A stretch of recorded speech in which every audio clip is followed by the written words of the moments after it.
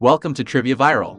Our channel covers all the latest analysis and recaps on TV shows and movies, as well as interesting stories and facts that you may not have known. So sit back, relax, and subscribe to our channel if you have been enjoying our videos so far.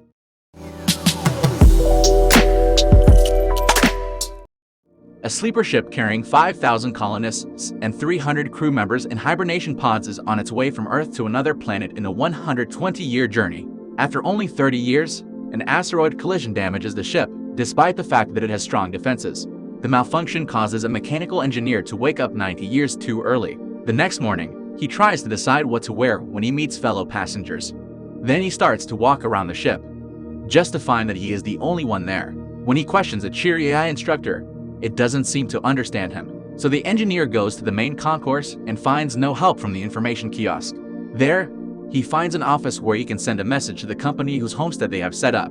So he sends a message to say that he is the only one awake and needs help. But he finds out that it will be 15 years before anyone on Earth receives the message. It seems that he is on his own. He finds a robot bartender to talk to, but the robot is programmed to give meaningless bartender advice, as he's a general class passenger.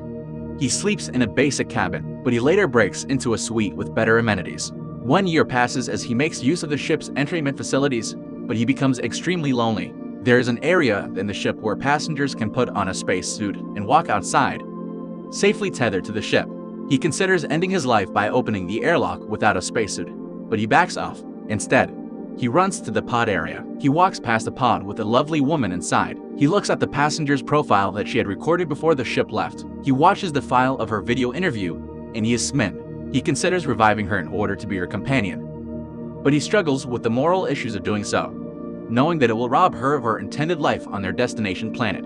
After some time, he opens her pod, allowing her to believe that she was the victim of a malfunction. He also asks the robot not to reveal what he did.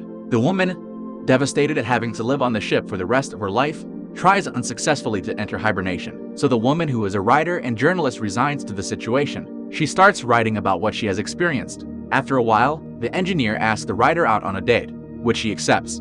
They are happy, and they do their daily routine of exercising and watching the stars, taking advantage of the entertainment and dining venues that the ship has. 1 year passes, and it is now the birthday of the writer. The engineer plans to surprise her with a special gift. He made a ring for her at the bar. The writer tells the robot that she and the engineer have no secrets, but the engineer does not realize that the robot is interpreting it to mean that he has told the writer that he woke her up. The writer scolds, shuns, and even physically attacks the engineer. She is furious. She denies his apologies and avoids contact with him. One day, another pod failure wakes the deck chief officer. As he has a personal code to access most of the bridge, they find that there are multiple cascading failures in all the ship's systems, but the computer doesn't reveal where they come from. If the ship is not repaired, it will surely be destroyed, with the result that all the passengers and crew on the ship coming to their demise. As the officer makes repairs, he is assisted by the engineer and by the writer. However, he is still feeling unwell since he woke and falls ill suddenly.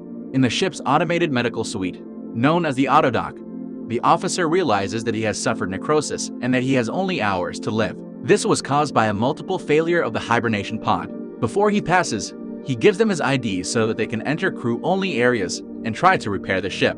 The engineer and the writer discovered a series of hull breaches caused by the impact of an asteroid 2 years earlier. It is causing all the other systems' computing power to be diverted to try to maintain the ship. The engineer is forced to spacewalk and vent the plasma from outside. The engineer stays inside the tube and keeps the vent open while the writer initiates venting from inside the ship. She admits that she is very afraid of losing him and being left alone. The engineer uses a doorway as an improvised heat shield and survives the venting. But the engineer is blasted out into space as his tether snaps and his damaged spacesuit begins to lose oxygen. The writer is able to retrieve the unconscious engineer from space and resuscitate him while the ship goes back to normal operations.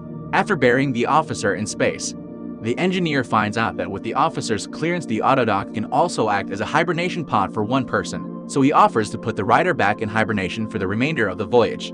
When she realizes that she may never see him again, she decides to stay awake with him. He gives her the engagement ring that he made earlier, and she accepts it. After many years, the rest of the ship's crew is awakened, and they arrive on their new planet shortly after they start. There are large trees with trailing vines, lush vegetation, and flying birds around them. We hear the writer tell her story about the wonderful life that she and the engineer had together on the ship. What are your thoughts about the story? Let us know in the comments section below. Subscribe if you would like to see more similar videos, and give us a thumbs up to get more recommendations of our videos. Be the first to watch the latest videos by clicking the bell icon. See you on the next video.